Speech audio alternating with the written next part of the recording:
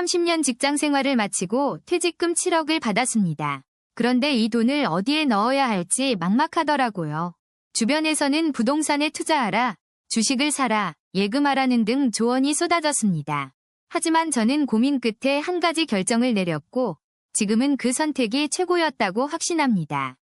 오늘은 제가 퇴직금 7억을 어디에 어떻게 넣었는지 그 이유와 결과를 솔직하게 공유하겠습니다. 먼저 퇴직금을 받고 가장 먼저 한 일은 세금 문제를 확인하는 것이었습니다. 퇴직금은 퇴직소득세가 부과되는데 이걸 어떻게 처리하느냐에 따라 수백만 원이 달라질 수 있거든요. 저는 퇴직연금 계좌로 받아서 세금을 이연시키는 방법을 선택했습니다. 이렇게 하면 당장 세금을 내지 않고 나중에 연금으로 받을 때 분산해서 낼 수 있습니다. 그 다음으로 고민한 건 이 돈을 어떻게 굴릴 것인가였습니다.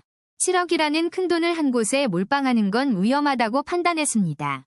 그래서 저는 자산 배분 전략을 세우기로 했습니다. 계란을 한 바구니에 담지 않는 원칙이죠. 먼저 전체 금액의 30%인 2억 1천만 원은 안전자산으로 분류했습니다. 이 돈은 예금과 국채, MMF 같은 초저위험 상품에 배치했습니다. 언제든 필요할 때 쓸 수 있는 비상금 성격의 돈이라고 보시면 됩니다. 다음으로 40%인 2억 8천만 원은 채권형 펀드와 배당주에 투자했습니다. 이 부분은 안정적인 현금 흐름을 만들어주는 역할을 합니다. 매달 일정한 배당금과 이자 수익이 들어오니까 생활비 걱정이 없어졌습니다. 그리고 나머지 30%인 2억 1천만 원은 성장성 있는 자산에 투자했습니다. 여기에는 국내외 주식형 펀드와 리츠, 그리고 일부 개별 주식도 포함됩니다. 이 부분은 장기적으로 자산을 불리기 위한 공격적 투자 영역입니다. 많은 분들이 퇴직금을 부동산에 올인하시는데 저는 그렇게 하지 않았습니다. 부동산은 유동성이 떨어지고 관리도 필요하며 세금 문제도 복잡하기 때문입니다. 물론 부동산도 좋은 투자처지만 제 나이와 상황에는 맞지 않다고 판단했습니다. 대신 리츠를 통해 부동산 시장에 간접적으로 참여하는 방식을 택했습니다. 이렇게 자산을 배분한 지 1년이 지난 지금 결과는 매우 만족스럽습니다. 안전자산에서는 연 4% 정도의 안정적인 수익이 나오고 있습니다. 배당주와 채권 포트폴리오에서는 매달 약 80만 원에서 100만 원의 현금 흐름이 발생합니다. 성장 포트폴리오는 시장 상황에 따라 변동이 있지만 전체적으로 8% 정도 수익을 내고 있습니다. 무엇보다 중요한 건 심리적 안정감입니다. 분산 투자 덕분에 시장이 흔들려도 크게 불안하지 않습니다. 한 곳에 몰빵했다면 매일 시세 확인하며 스트레스 받았을 텐데 지금은 그럴 필요가 없습니다. 퇴직 후 가장 중요한 건 돈을 불리는 것보다 지키는 것이라는 걸 깨달았습니다. 욕심내지 않고 안정적으로 관리하면서 필요한 만큼만 쓰는 게 최선의 전략입니다. 여러분도 퇴직금을 받으시면 서두르지 마시고 충분히 공부하고 계획을 세우시길 바랍니다. 다음 영상에서는 구체적인 상품 선택 기준과 포트폴리오 리밸런싱 방법을 알려드리겠습니다. 그렇다면 퇴직금 7억을 받은 후 가장 먼저 해야 할 일은 무엇일까요? 바로 세금 문제를 정확히 파악하는 것입니다. 퇴직금은 퇴직소득세가 부과되는데 이 세금을 어떻게 처리하느냐에 따라 실수령액이 크게 달라질 수 있습니다. 일반적으로 퇴직금 7억 원에 대한 퇴직소득세는 약 8천만 원에서 1억 원 정도가 발생하게 됩니다. 하지만 여기서 중요한 건 퇴직연금 계좌로 이체하면 세금 납부를 이연할 수 있다는 점입니다. 퇴직연금 IRP 계좌로 받으면 당장 세금을 내지 않고 나중에 연금으로 받을 때 훨씬 낮은 세율이 적용됩니다. 실제로 일시금으로 받으면 퇴직소득세율이 적용되지만 연금으로 받으면 연금소득세 3.3%에서 5.5%만 부과됩니다. 이 차이만으로도 수천만 원의 세금을 절약할 수 있기 때문에 반드시 IRP 계좌 개설을 먼저 고려해야 합니다. 그럼 IRP 계좌는 어디에 개설하는 게 좋을까요? 은행, 증권사, 보험사 모두 가능하지만 각각 장단점이 있습니다. 은행은 안정적이지만 수수료가 비싸고 상품 선택의 폭이 좁습니다. 보험사는 보장성은 좋지만 수익률이 낮은 편입니다. 반면 증권사는 수수료가 저렴하고 ETF, 리츠 등 다양한 투자 상품을 선택할 수 있어서 가장 추천드립니다. 특히 미래에셋, 한국투자증권, NH투자증권 같은 대형 증권사들은 IRP 계좌 수수료를 면제해주는 이벤트도 자주 합니다. IRP 계좌를 개설했다면 이제 본격적으로 자산 배분 전략을 세워야 합니다. 7억이라는 큰 돈을 어떻게 나눌 것인가가 핵심입니다. 전문가들이 추천하는 황금 비율은 안전자산 40%, 수익자산 40%, 유동성자산 20%입니다. 안전자산 2억 8천만 원은 원금 보장이 되는 예금, 적금, 국채 등에 배치합니다. 이것이 여러분의 안전망이 됩니다. 수익자산 2억 8천만 원은 배당주, 리츠, 채권형 ETF 등 안정적인 현금 흐름을 만들어내는 자산에 투자합니다. 그리고 유동성 자산 1억 4천만 원은 언제든 쓸 수 있도록 CMA 통장이나 MMF에 보관해두는 것이 좋습니다. 이제 구체적으로 어떤 상품에 투자할지 살펴보겠습니다. 먼저 안전자산 2억 8천만 원 배치 방법입니다. 이 중 1억 원은 5년 만기 정기예금에 넣어두세요. 현재 금리가 연 3.5% 정도이니 매년 350만 원의 이자를 받을 수 있습니다. 나머지 1억 8천만 원은 국고채나 회사채 ETF에 분산 투자하면 연 4%대의 수익률을 기대할 수 있습니다. 다음은 수익자산 2억 8천만 원 운용 전략입니다. 여기서 가장 중요한 건 배당 수익을 극대화하는 것입니다. 국내 고배당주 ETF에 1억 원을 투자하면 연배당 수익률 4에서 5%, 즉 연간 400만 원에서 500만 원을 받을 수 있습니다. 미국 배당 귀족주 ETF에 8천만 원을 배치하면 달러 자산 분산 효과와 함께 안정적인 배당을 받을 수 있습니다.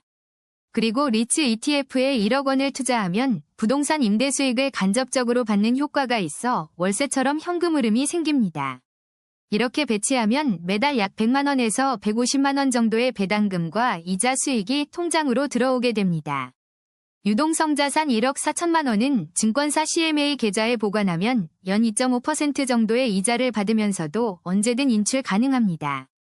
여기까지가 기본 포트폴리오 구성입니다. 하지만 나이와 상황에 따라 비율을 조정해야 합니다.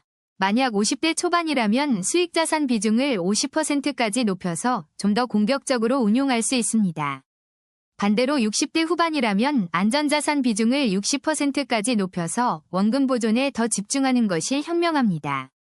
또 하나 중요한 건 리밸런싱입니다. 1년에 2번 정도는 포트폴리오 비율을 점검하고 조정해야 합니다. 주식이 많이 올랐다면 일부를 매도해서 채권으로 옮기고 반대의 경우도 마찬가지로 균형을 맞춰야 합니다. 이런 자산 배분 전략을 잘 따르면 연간 약 2천만 원에서 2,500만 원의 수익을 안정적으로 만들 수 있습니다. 월로 환산하면 약 170만 원에서 200만 원 정도의 현금 흐름이 생기는 것이죠.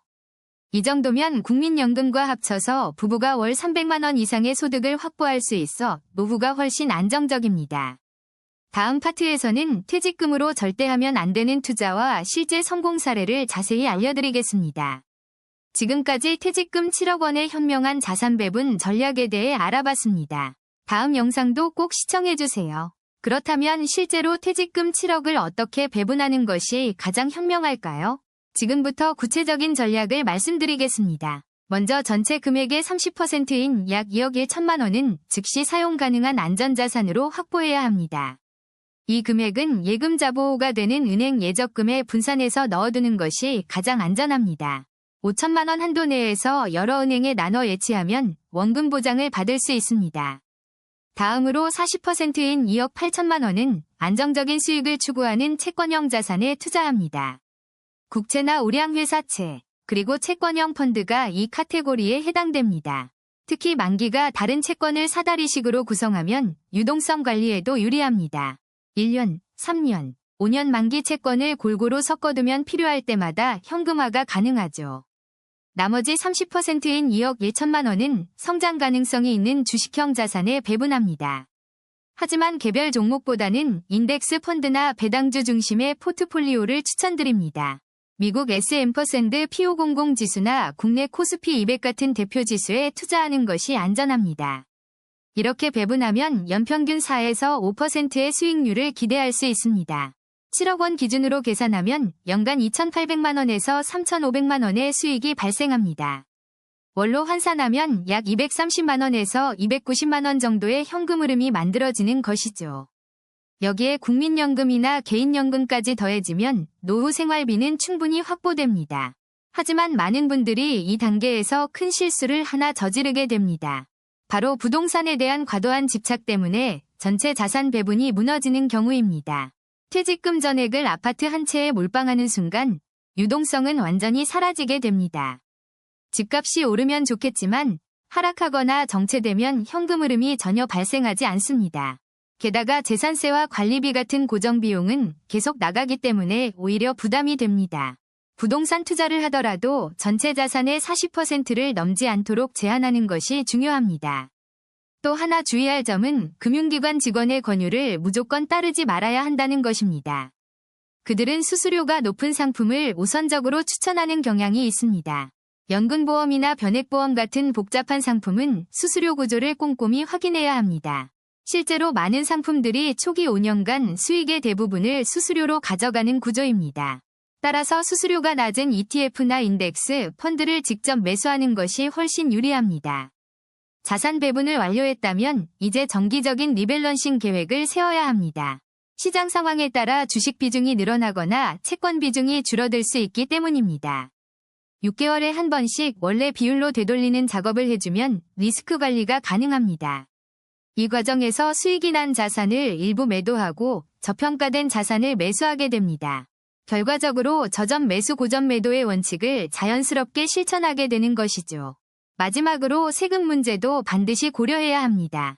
금융소득이 연 2천만 원을 넘으면 종합과세 대상이 됩니다.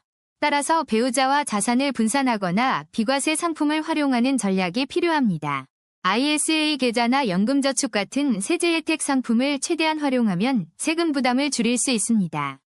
지금까지 퇴직금 7억 원의 구체적인 배분 전략과 주의사항을 살펴봤습니다. 다음 파트에서는 실제 성공 사례와 함께 장기적인 자산 관리 방법을 알려드리겠습니다. 퇴직금은 인생의 마지막 목돈입니다. 신중하게 관리해서 행복한 노후를 준비하시기 바랍니다. 계속해서 다음 내용이 궁금하시다면 영상을 이어서 시청해주세요. 자, 이제 마지막 파트입니다. 지금까지 배운 모든 전략을 실제로 어떻게 실행하는지 알려드리겠습니다. 퇴직금 7억을 받았다면 가장 먼저 해야 할 일은 바로 세금 계산입니다. 이게 생각보다 중요해요. 퇴직소득세는 일반 소득세와 달리 분리과세되기 때문에 절세 전략을 잘 세우면 수천만 원을 아낄 수 있습니다. 퇴직연금 계좌로 받으면 세금을 나중으로 미룰 수 있고 연금으로 받을 때 세액공제 혜택까지 받을 수 있죠. 실제로 7억을 일시금으로 받으면 약 1억 2천만 원의 세금이 나가지만 퇴직연금으로 받으면 절반 이하로 줄어듭니다. 세금 계산이 끝났다면 이제 본격적으로 자산 배분 전략을 실행할 차례입니다. 순서가 정말 중요합니다. 첫 번째 단계, 생활비 통장에 6개월치 생활비를 먼저 확보하세요. 이건 절대 건드리면 안 되는 돈입니다. 월 생활비가 300만 원이라면 1,800만 원 정도를 즉시 출금 가능한 입출금 통장에 넣어두는 겁니다. 두 번째 단계, 비상금 통장을 만드세요. 예상치 못한 의료비나 경조사비 등을 대비한 돈입니다. 이 돈은 CMA 계좌나 단기예금에 넣어두면 됩니다. 대략 3천만 원에서 5천만 원 정도가 적당합니다. 세 번째 단계, 이제 본격적인 투자 자금을 배분할 차례입니다. 여기서부터가 진짜 중요한 부분이에요. 안전자산 40%는 예금과 국채에 배분합니다. 7억 기준으로 약 2억 8천만 원 정도가 되겠네요. 이 중 절반은 5년 만기 정기예금에 나머지 절반은 3년 만기 국채에 분산 투자하는 게 좋습니다. 예금은 예금 잡보호 한도인 5천만 원씩 여러 은행에 나눠서 넣어야 합니다. 이건 정말 기본 중의 기본이에요. 안정자산 30%는 배당주와 리츠에 투자합니다. 약 2억 1천만 원 정도를 배분하면 됩니다. 배당주는 삼성전자, SK텔레콤 같은 우량주 위주로 10종목 이상 분산하세요. 한 종목의 몰빵은 절대 금물입니다. 리츠는 국내 리츠 ETF와 해외 리츠 ETF를 반반씩 담으면 됩니다. 매달 배당금이 들어오는 재미가 쏠쏠해요. 성장자산 20%는 인덱스 펀드에 투자합니다. 약 1억 4천만 원을 S&P 500과 나스닥 100에 분산하세요. 여기서 중요한 건 한 번에 다 넣지 말고 6개월에서 1년에 걸쳐 분할 매수하는 겁니다. 시장이 고점인지 저점인지 아무도 모르니까 시간 분산이 리스크를 줄이는 가장 확실한 방법이에요. 대체 자산 10%는 금과 달러에 투자합니다. 약 7천만 원 정도를 배분하면 되겠네요. 금은 KRX 금현물 ETF로 사면 되고 달러는 달러 예금이나 달러 MMF로 보유하면 됩니다. 이렇게 배분하고 나면 매달 들어오는 현금 흐름이 생깁니다. 이게 바로 진짜 파이어족의 시작이에요. 배당주에서 월 70만원, 리츠에서 월 50만원, 예금 이자로 월 80만원, 합치면 월 200만원이 자동으로 들어옵니다. 여기에 국민연금이나 개인연금까지 더하면 월 300만원 이상의 안정적인 현금 흐름이 만들어지는 거죠. 이제 리밸런싱 전략을 말씀드릴게요. 1년에 2번, 6월과 12월에 자산 비중을 다시 맞춰주세요. 주식이 많이 올라서 비중이 30%를 넘었다면 일부를 팔아서 예금으로 옮기는 겁니다. 반대로 주식이 폭락해서 비중이 10% 밑으로 떨어졌다면 예금을 깨서 주식을 더 사는 거예요. 이런 기계적인 리밸런싱이 결국 저점 매수 고점 매도를 자동으로 실행하게 만들어줍니다. 마지막으로 절대 하지 말아야 할 것들을 정리해 드릴게요. 이것만 지켜도 90%는 성공합니다. 첫째, 원금 보장 안 되는 고수익 상품에 절대 투자하지 마세요. 연 10% 이상 수익률은 다 사기예요. 둘째, 지인이나 친척의 사업 자금 요청을 들어주지 마세요. 인간관계도 망하고 돈도 날립니다. 셋째, 부동산 투자는 신중하게 하세요. 특히 지방 소형 아파트나 상가는 절대 손대지 마세요. 넷째, 자녀에게 목돈을 한 번에 주지 마세요. 매달 일정 금액씩 지원하는 게 훨씬 현명합니다. 이 모든 전략을 실행하면 퇴직금 7억으로 30년 이상 안정적인 노후를 보낼 수 있습니다. 기억하세요. 퇴직금은 마지막 기회입니다. 신중하게, 그리고 체계적으로 관리하시기 바랍니다. 지금까지 퇴직금 7억 운용 전략 완결편이었습니다. 여러분의 성공적인 노후를 응원합니다. 감사합니다.